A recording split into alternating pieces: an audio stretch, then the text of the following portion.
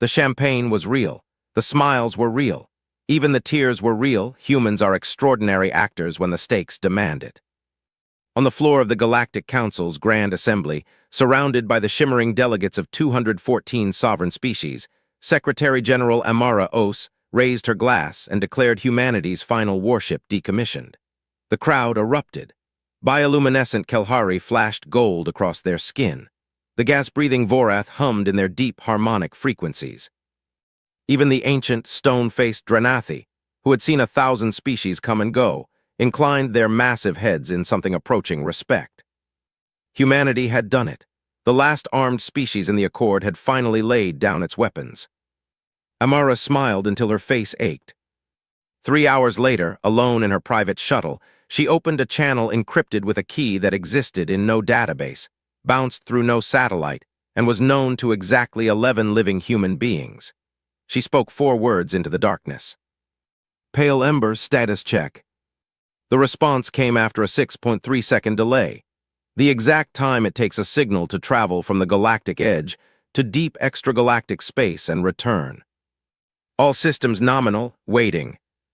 She closed the channel and poured herself a real drink. The ISV Pale Ember had been born from a nightmare. Not a politician's nightmare, not a general's, but the quiet 3 a.m. nightmare of a woman named Dr. Yukihara, Chief Strategic Analyst for Earth's Department of Long-Range Threat Assessment, who in the year 2271 had written a 900-page classified report titled, "They Will Come." She had no evidence, no intercepted transmissions, no alien intelligence suggesting any threat whatsoever. She had only history, the history of every civilization in the known galaxy, and a pattern so consistent it made her hands shake when she typed it. Every civilization that fully disarmed was eventually destroyed.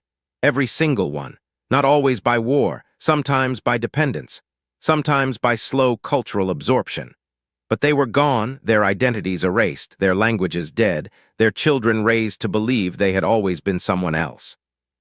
The report landed on the desk of Admiral James Okoro, who read it in one sitting, called Dr. Hara at 4 a.m. and said simply, "What do we need?" What they needed was a ship that didn't exist.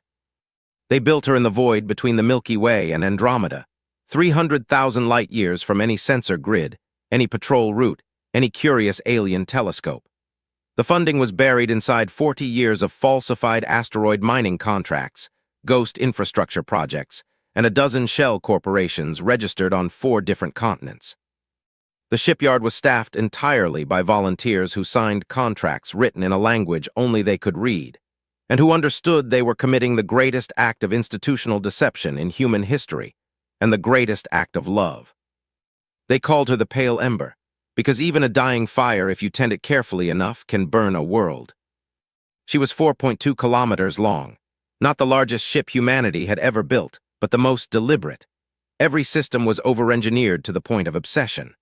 Her armor was a metamaterial that healed microfractures in real time, grown in zero gravity over 11 years into plates so dense they bent light. Her weapons, officially non-existent, included 6 spatial fold cannons capable of collapsing the geometry of space around a target, and a railgun array that could accelerate a tungsten rod to 0.3% the speed of light.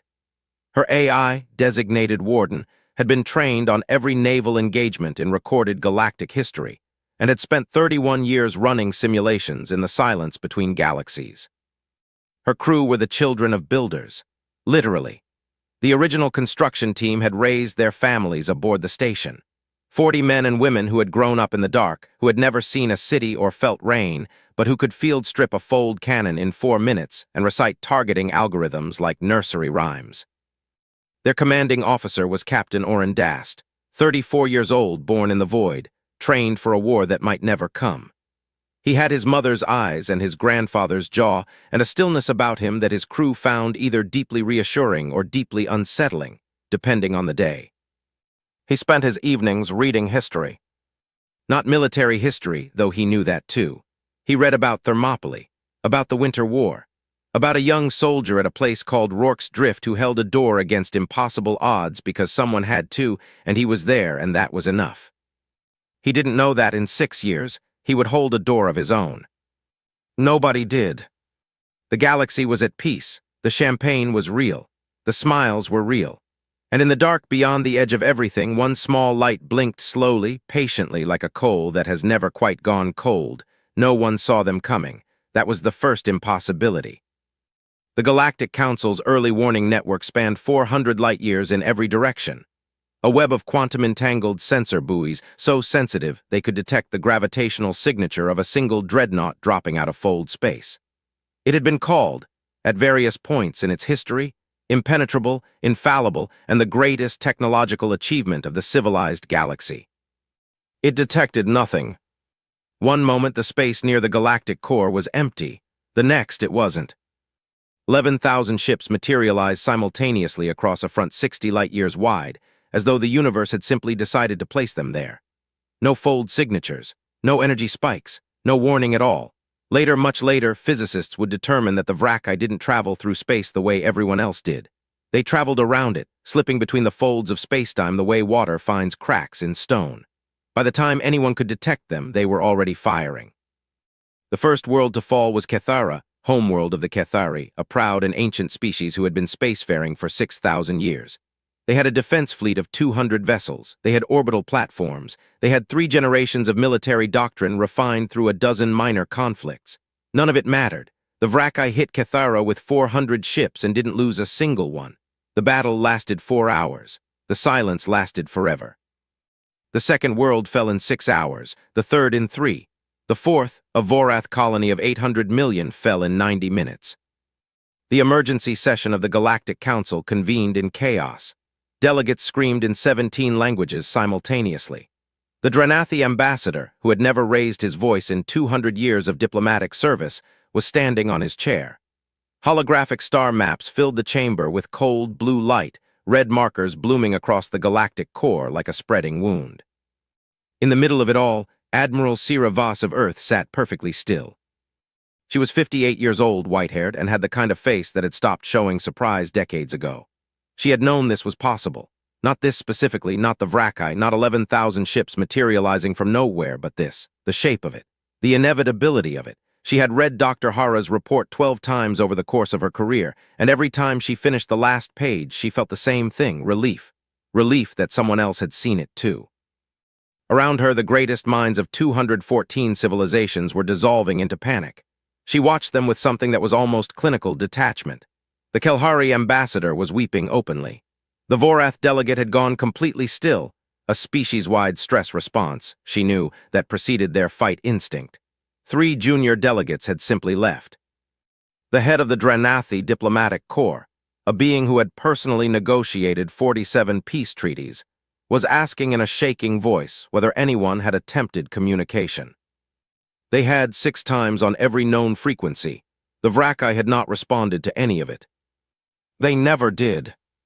Vraki behavior pieced together over the next 72 hours from the wreckage of 4 civilizations was disturbingly simple.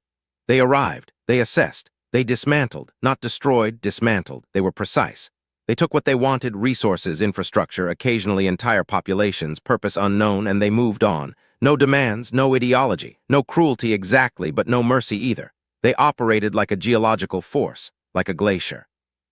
Inevitable, impersonal, and utterly indifferent to whether you were in the way. By the end of the first week, the Council's combined military, hastily assembled from species that had spent centuries letting their fleets atrophy in the comfort of collective security, had engaged the Vraki in 3 pitched battles. They had lost all 3. The casualty ratio was, depending on how you counted, somewhere between catastrophic and incomprehensible. In the council chamber, Sira Voss sat through every briefing, every casualty report, every desperate proposal. She asked quiet, precise questions. She took careful notes. And on the 7th night, alone in her quarters aboard the council station, she opened an encrypted channel, waited 6.3 seconds, and spoke 2 words. "Wake up." Then she sat back, folded her hands in her lap, and waited. Warden received the signal at 3:47 station time and began its boot sequence. Reactor cores came online in sequence, each one a small sunrise in the dark. Navigation systems oriented themselves against the fixed stars. Weapons systems ran their diagnostics, every fold cannon, every railgun, every point defense cluster, cycling through their checks with mechanical serenity. The process took 11 minutes. Then Warden did something it had never done in 31 years of waiting. It plotted a course home. Captain Orrin Dast was already on the bridge when the alert sounded. He hadn't been sleeping. He'd been reading an old account of a battle at a narrow mountain pass, where 300 soldiers held back an empire long enough for their world to survive. He set the book down carefully, walked to the command chair, and looked at the tactical display showing the carnage unfolding 300,000 light-years away. He studied it for a long time. His face showed nothing. "All hands," he said quietly into the ship-wide channel. "This is the captain. We have received the signal. It is time." He paused. "Everyone eat a good meal tonight. Get some sleep if you can. We arrive in 6 days." He closed the channel. Then he looked at the stars ahead of him, the distant glitter of the galaxy, where something terrible was happening to people who didn't know help was coming. "Warden," he said, "what's our estimated combat entry window?" 144 hours, 17 minutes, Captain." Dast nodded slowly. "Then let's not waste any of them." The pale ember accelerated into the dark, and for the first time in 3 decades, she was going home. 6 days is a long time when a galaxy is burning. Captain Orrin Dast knew this. He tracked every engagement report that Sira Voss quietly forwarded through their encrypted channel, each one a cold recitation of loss. Another fleet broken, another colony dark, another species' military command structure dissolved in hours by an enemy that didn't pause, didn't negotiate, and didn't seem to notice it was being fought at all. By day 2 of their transit, the Vraki had pushed 200 light-years deeper into the galactic core. 12 worlds gone. 31 billion people, various species, various histories, various dreams, simply removed from the equation. Dast read every report. He read them the way a surgeon reads a patient's chart before an operation, not to feel them, but to understand them. Emotion could come later. Right now, he needed data. He found patterns. The Vraki were fast, but not random. They moved along resource-dense corridors, targeting systems with high mineral extraction value, dense populations, and this was the detail that caught his attention: advanced infrastructure. They weren't just consuming raw material. They were consuming capability, shipyards, power generation networks, atmospheric processing plants. They were stripping the galaxy of the tools needed to resist them. Which meant they were not merely powerful, they were strategic. Dast spent 14 hours with Warden recalculating the engagement approach. What had begun as a straightforward intervention, arrive, engage, demonstrate capability, force withdrawal, became something considerably more complex. A show of force alone wouldn't be enough. The Vraki would adapt. They always adapted, the records suggested. 17 galaxies, 17 different varieties of civilization. They had seen everything, except. "Warden," Dast said, leaning back in his chair at 200 hours while the rest of the crew slept.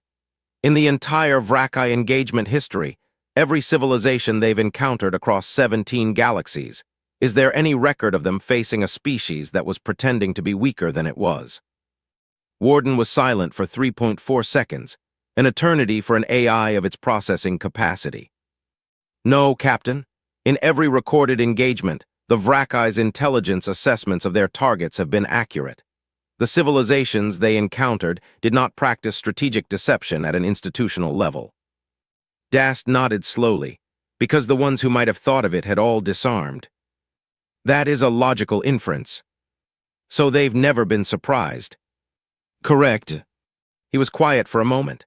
Outside the viewports, the intergalactic void slid past absolute darkness punctuated by the impossibly distant sparks of other galaxies. It was beautiful in a way that took some people years to appreciate and others never managed at all. Dast had grown up with this view. It felt like home. "Then surprise," he said, "is our first weapon." Meanwhile, aboard the Pale Ember, the crew prepared in their own ways.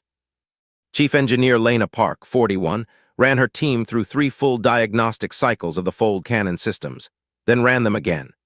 Not because she doubted the equipment, she'd maintained it herself for 11 years, but because the act of checking was how she managed the specific terror of knowing exactly how badly things could go wrong. She'd grown up listening to her mother describe the engineering principles behind each system, bedtime stories about plasma containment and spatial geometry. Now she talked to her own junior engineers the same way, her voice calm and methodical, and watched the tension ease from their shoulders as they worked. Weapons Officer Yusuf Adara, 29, the youngest senior officer on the ship, spent his off hours in the firing simulation bay. He'd logged more simulation hours than anyone in the crew. He'd grown up with older crew members who remembered the original builders, people who had spoken about this moment the way religious people speak about prophecy. Yusuf had never been sure he believed in prophecy, but he believed in preparation, which he suspected amounted to the same thing. Medical Officer Dr. Priya Akafar spent her time differently.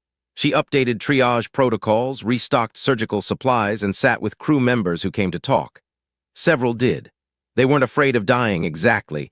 They had been raised to understand this mission clearly. They were afraid of what came after, of what the galaxy would remember, of whether it would matter. "Will anyone know it was us?" asked one young technician, barely 22, who had been born on the ship and had never set foot on a planet. Priya thought about it carefully before answering. "Someone will know," she said, "and they'll tell someone else. That's how it works." The technician seemed to find this sufficient. On day 4, Dast assembled all 40 crew members in the main bay, the largest open space on the ship, still modest enough that everyone could hear him without amplification. He stood on a crate of spare components because there was no podium, and he looked at their faces, some nervous, some fiercely composed, some doing the specific thing humans do when they are frightened and determined simultaneously, which looks remarkably like peace. "I'm not going to tell you this will be easy," he said. "You all know the numbers, 11,000 ships, technology we don't fully understand, an enemy that has never lost." He paused. "I'm also not going to tell you we're going to win, I don't know that." The bay was very quiet. "What I know," he continued, "is that we were built for this, not metaphorically, literally. Every piece of this ship, every hour of your training, every year of waiting in the dark, it was all for this specific moment. And I know something else." He looked around at them slowly. "The people building this ship, the people who trained your parents, the people who made this decision 40 years ago, they were afraid too. They were afraid the day would never come and the ship would rust away in the void. They were afraid the day would come and they'd have built the wrong thing. But they built it anyway, because that's what we do." He stepped down from the crate. "Get some rest. We arrive in 40 hours. The crew dispersed in silence, and somewhere deep in the ship's systems, Warden, which had been processing these words with the quiet attention it gave to all significant data, added them to a file it had been building for 31 years, labeled simply, Reasons. The Galactic Council's Intelligence Division had a file on human military capability. It was thin. This was by design. When humanity joined the Accord 60 years ago, they had submitted to full military transparency, weapons inventories, fleet manifests, production capacity, research programs, everything. The Council's auditors had spent 3 years verifying it all and declared humanity compliant. The file was marked closed. In the decades since, human military capacity had been officially zero. The auditors had been thorough. The auditors had been completely fooled. What they missed was everything that happened before they arrived. 20 years before humanity applied for council membership, a group of 12 people sat in a bunker beneath the Atacama Desert and made a decision that would shape the next century. They were not politicians or generals. They were historians, engineers, a game theorist, 2 psychologists, a philosopher, and Dr. Yukihara, who had by then spent a decade refining her analysis of civilizational collapse and had concluded with the particular despair of someone who hopes to be wrong, that she was not. The decision they made was this: one ship, not a fleet. A fleet couldn't be hidden. Not a weapon platform, too detectable. One ship built on the absolute frontier of human technological capability, staffed by people who understood they were humanity's last insurance policy, equipped with weapons that the Council's arms treaties hadn't anticipated because they didn't exist yet when the treaties were written. The fold cannon was the centerpiece. It had taken 22 years to develop and was based on a theoretical paper that had been quietly classified after its author.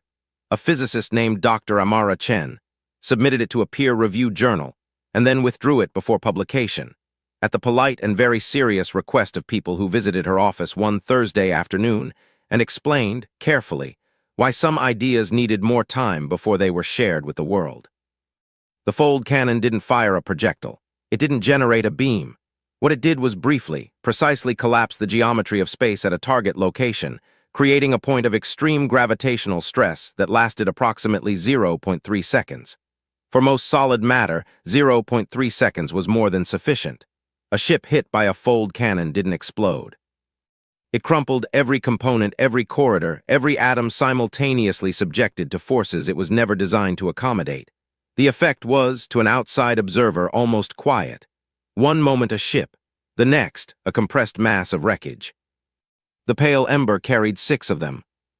Her railgun array was more conventional, but no less formidable, 24 barrels capable of firing tungsten penetrators at 0.3% light speed, computer-coordinated to strike a single target within a window of 0.003 seconds, effectively delivering the kinetic energy of a small nuclear weapon with the precision of a surgical instrument.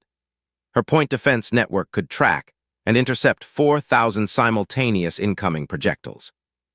Her armor could absorb a direct hit from the heaviest conventional weapon in the Council's arsenal and register it as moderate surface stress. She was, in the most literal sense, the most dangerous object humanity had ever created. But what Admiral Sira Voss, watching casualty reports multiply in the Council chamber, understood, and what Captain Dast had understood from the first hour of his command, was that the ship was not the weapon. Not really. The weapon was the idea behind the ship. The idea that a species could be smiled at, celebrated, toasted at diplomatic receptions, and still be, quietly, patiently, completely, ready. The idea that peace and preparedness were not opposites. That you could build a table with every nation and still, in some quiet corner of your civilization's conscience, remember that tables can be flipped. 40 years of keeping that secret had required something that no other species in the Council had been asked to develop: institutional humility on an extraordinary scale. The people who knew about the pale ember couldn't talk about it, couldn't be proud of it publicly, couldn't derive any of the normal human satisfactions from doing something remarkable. They had to carry the knowledge in silence and pass it, like a carefully shielded flame, to the next generation. 11 people alive knew the full truth on the day the Vraki arrived. 3 were in their 80s. 2 were Dast's senior officers. 1 was Admiral Voss. And 1 was a retired agricultural engineer in rural Manitoba who had helped fabricate the Pale Ember's reactor housing 40 years ago and spent the intervening decades growing soybeans and waiting, with the particular serenity of someone who has already done the most important thing they will ever do. When the news of the invasion broke across every media channel in human space, she walked out to her back field, looked up at a sky full of stars, and said very quietly to nobody in particular, "It's time, old girl." Then she went inside and made dinner, because there was nothing left for her to do, and the people who needed to act were already acting. The Kelhari homeworld was dying by inches. Kethara, jewel of the Eastern Arm, a world of vast amber oceans and floating continent islands, home to 4.2 billion souls and 6,000 years of unbroken civilization, was in its 3rd day of systematic dismantlement when the Pale Ember arrived. The Vraki fleet in system numbered 312 vessels.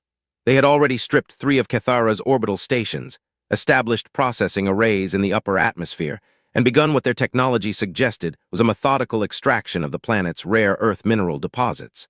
The Kelhari population had been driven into underground shelters by orbital bombardment, precise enough to avoid contaminating the resources the Vraki wanted, indifferent to everything else. Captain Dast took 40 minutes to study the tactical picture before he did anything else. Warden had already run 11,000 engagement simulations during the transit and identified the 14 most probable outcomes. Dast read each one carefully, asked questions about the 3 he found most interesting, and then set the analysis aside. The simulations were useful, they were not the point. "Open a channel to the Vraki fleet," he said. His communications officer, a 27-year-old woman named Sira Ballo, named, as many children of the Pale Ember's crew were after Admiral Voss, looked up with a slight widening of the eyes. "All frequencies, sir." "Every frequency we have, including ones they probably haven't heard before." The channel opened. Dast straightened in his chair. "Vraki fleet, this is Captain Oren Dast of the ISV Pale Ember, representing the human species. You are engaged in the destruction of a protected civilization. I am asking you once to cease your operations and withdraw from this system." Silence. 30 seconds. 60. The Vraki fleet continued its work without acknowledging the transmission in any way. 3 Vraki vessels near the orbital processing array rotated slightly, a targeting adjustment, Warden noted. They had detected the Pale Ember. They were simply unimpressed. Dast nodded, as though this was the answer he'd expected. "Warden," he said, "primary targets. Designated captain. Fold cannons, sequential, don't rush." "Understood." What happened next took 11 minutes and 14 seconds. Warden later compiled it into a tactical log that would be studied in military academies, human and otherwise, for the next 2 centuries. But the log, with its precise timestamps and damage assessments, could not quite capture what it looked like from the bridge of the Pale Ember, or from the underground shelters of Cathara, or from the viewports of the Vrakai fleet. The first fold cannon discharge struck the lead Vrakai dreadnought, a vessel 4 times the Pale Ember's size, and it simply stopped.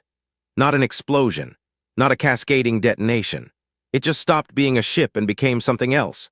A dense, crumpled mass of former metal venting atmosphere in a dozen directions, already falling toward the planet's gravity well. The Vrakai fleet reacted in 0.8 seconds, which was, by any objective measure, extraordinarily fast. But 0.8 seconds was enough for Warden to fire twice more. 2 more dreadnoughts folded.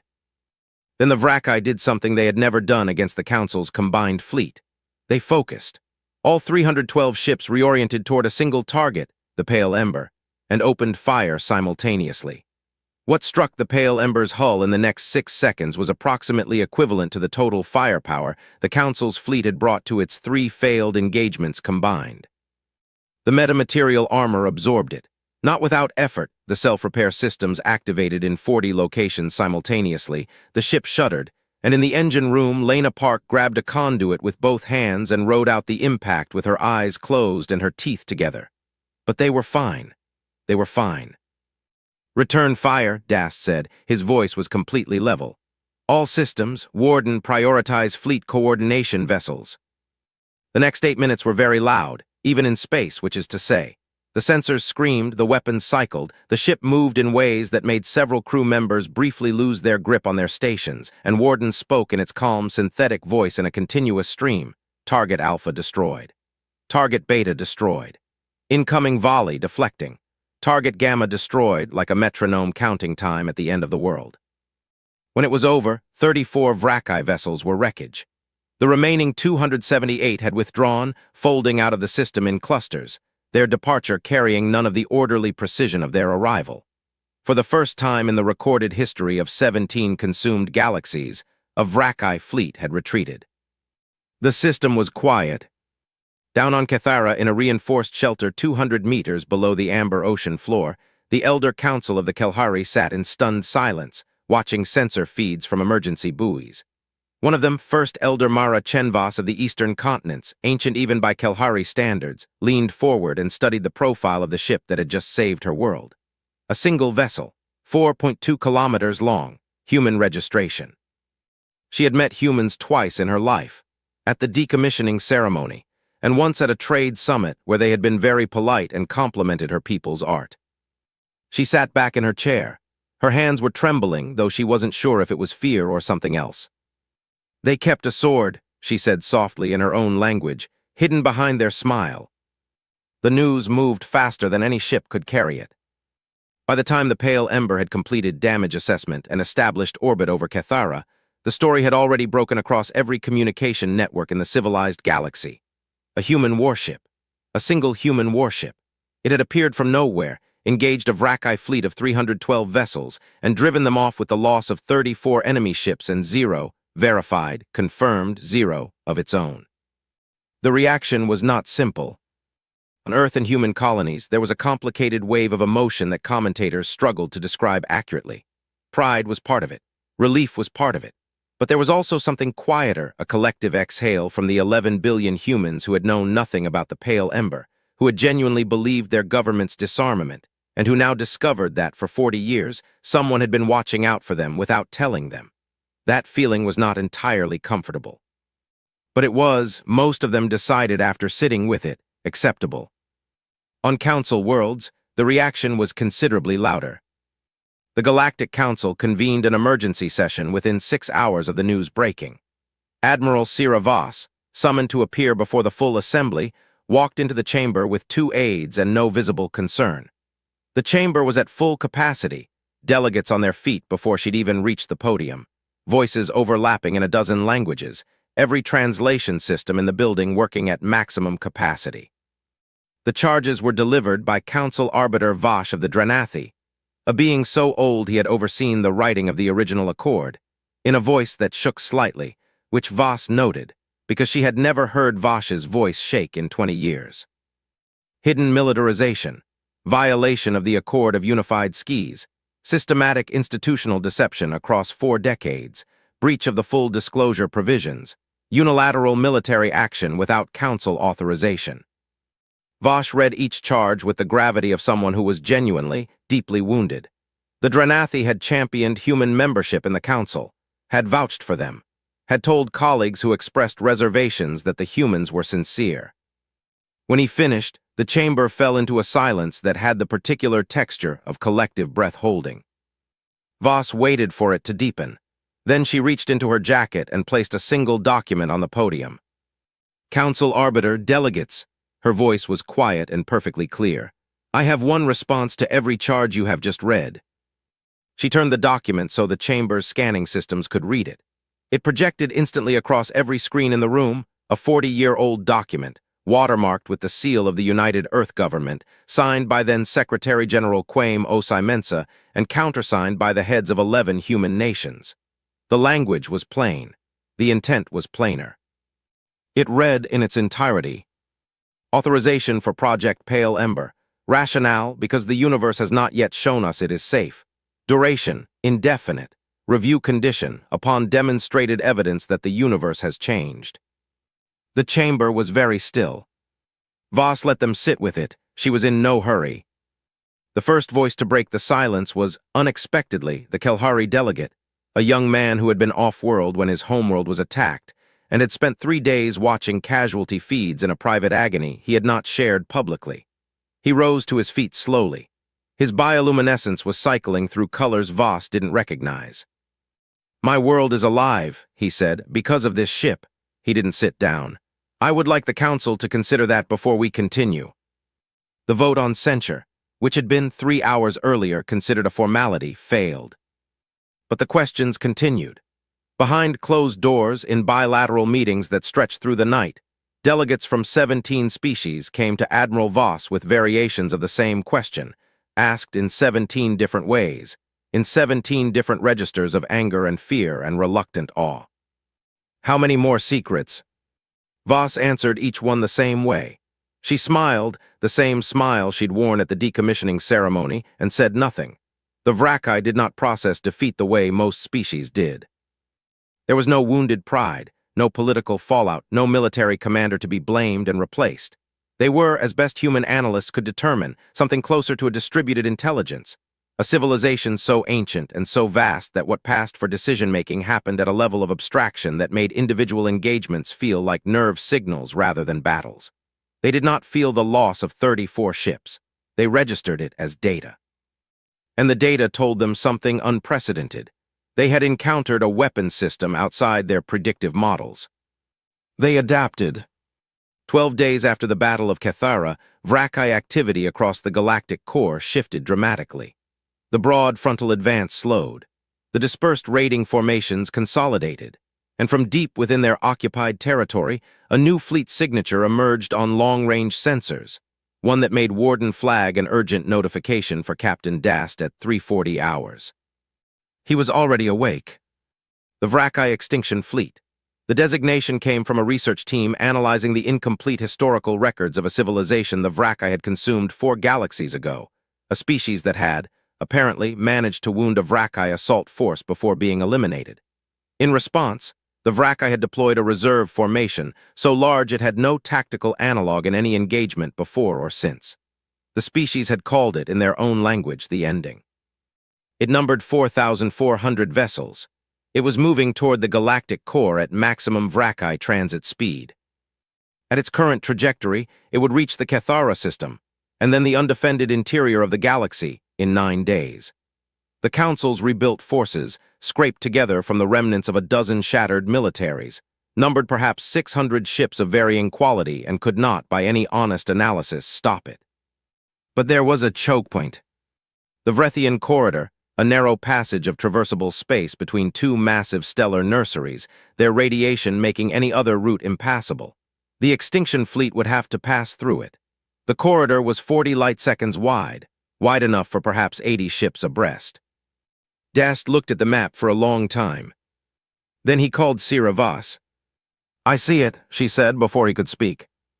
"We can hold it," he said. "Long enough for the Council fleet to get into position behind us, long enough for it to matter." Silence on the line, then how confident? "In the math, very." A pause. "In everything else, I don't know, Admiral. I've never fought a real battle before today." "None of us had until today." Another silence. "Oren, you don't have to." "I know." He held the pale ember at the mouth of the Vrethian corridor. What followed was 9 days. The historical record calls it the stand at Vrethia. The crew of the Pale Ember called it, with the dark humor of people who are frightened and need to be able to laugh, the bottleneck. Warden, which did not use humor, called it, in its logs, an engagement of extended duration against asymmetric force ratios. The extinction fleet arrived in waves. The corridor limited how many could engage simultaneously, which was precisely the point. But 80 ships at a time, fighting a single vessel, produced a sustained weight of fire that nothing should have been able to survive. The Pale Ember survived it through a combination of factors that analysts would argue about for decades. Superior point defense systems, fold cannon strike efficiency, Warden's extraordinary tactical processing, and something harder to quantify: the fact that 40 human beings performed, under conditions that should have broken them, at levels that their training had suggested were theoretically possible but practically unlikely. On day 3, a Vrakai strike broke through point defense and hit the forward section. 4 crew members died. The armor held, but only just. Lena Park spent 6 hours in a pressure suit welding from the outside of the hull, while Yusuf Adara kept the weapons cycling manually. On day 5, Warden's primary targeting array was damaged. The crew targeted manually, in rotating shifts, sleeping in the gunnery chairs. On day 7, 17 of the Pale Ember's 40 crew members were dead, wounded, or running on stimulants and will alone. The ship had destroyed 400 Vrakai vessels. The corridor still held. Das sat in the command chair with a bandaged arm and read his book during the quiet hours. He didn't sleep much. He found, to his own surprise, that he wasn't afraid. He was focused. He was present. And somewhere underneath both of those things, in a place he couldn't have described in words, he was at peace. On day 9, the Council fleet arrived. The Vrakai withdrew from the Vrethian corridor on the 9th day, 4 hours after the Council fleet arrived at the battle line. They did not flee. The Vrakai did not flee. They made a calculation, the first of its kind in 17 galaxies of conquest, and determined that the cost of continuing this particular campaign exceeded projected returns. They folded out of the corridor in the same eerie, traceless way they had arrived, and they kept going, past the edge of the occupied territory, past the frontier, past the boundary of the galaxy itself. They did not stop. The Council fleet held its formation for 6 hours before anyone could be certain they were gone. Then the signals started, careful at first, then disbelieving, then something that in several species' communication styles was the equivalent of weeping with relief. Across the galactic core, worlds that had been dark began slowly lighting up.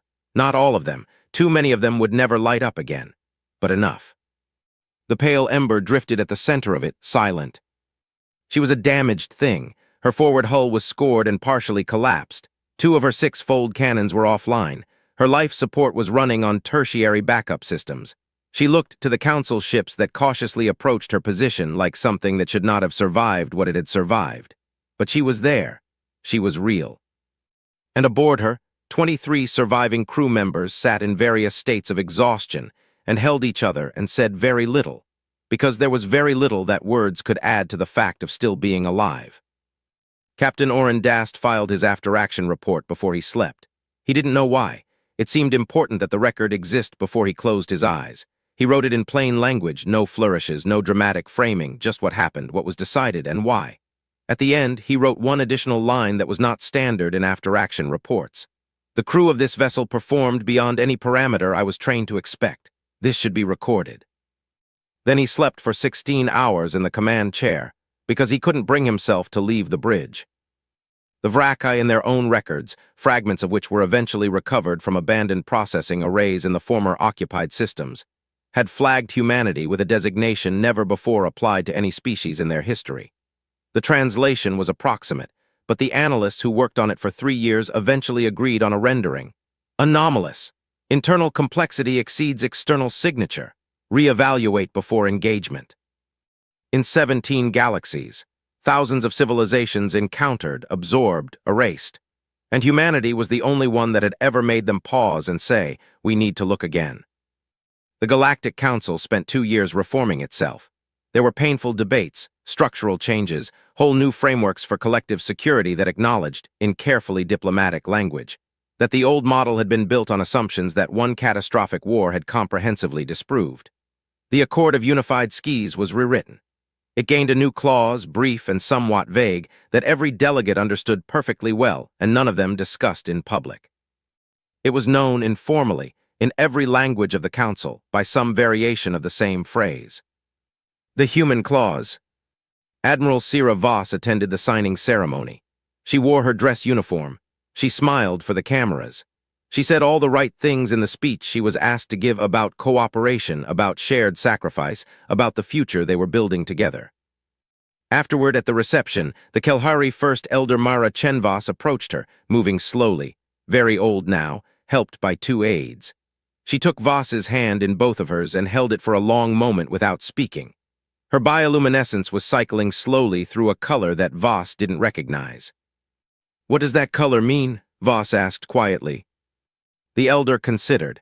"It is the color for something that cannot be adequately expressed in words," she said.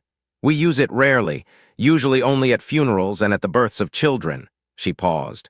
"Or when something happens that changes what we believe about the universe." Voss nodded. She didn't say anything. Some things she had learned were better received in silence. The pale ember was repaired at a shipyard that the Council was politely not told the location of. It took 14 months. When she was done, she was better than new Lena Park had insisted on a full systems overhaul, and nobody argued with Lena Park about ships. The crew was reduced to 18, the survivors and 5 new crew members born on the ship like those before them. Captain Dast returned to command when the repairs were complete. He stood on the bridge and looked at the stars ahead of him and felt, for the first time in his life, something he suspected was home. Not the void he'd grown up in, but the galaxy itself, with all its noise and light and 10,000 species trying to figure out how to exist beside each other. He was part of that now, they all were. Warden spoke from the ship systems. "Captain, all systems nominal, awaiting orders." "Plot us a course," Dast said. "Somewhere quiet, I want the crew to rest." "Understood, and after rest." He looked at the stars. "After rest," he said, "we keep watch." The pale ember turned and moved through the galaxy, visible now, no longer a secret, no longer hidden. She was known. She was real. And somewhere far beyond the galactic edge, in the absolute dark between what is and what comes next, the lights of a second ship, registered to no government, listed on no manifest, built in a silence no one had broken, blinked on for the first time. Because humanity does not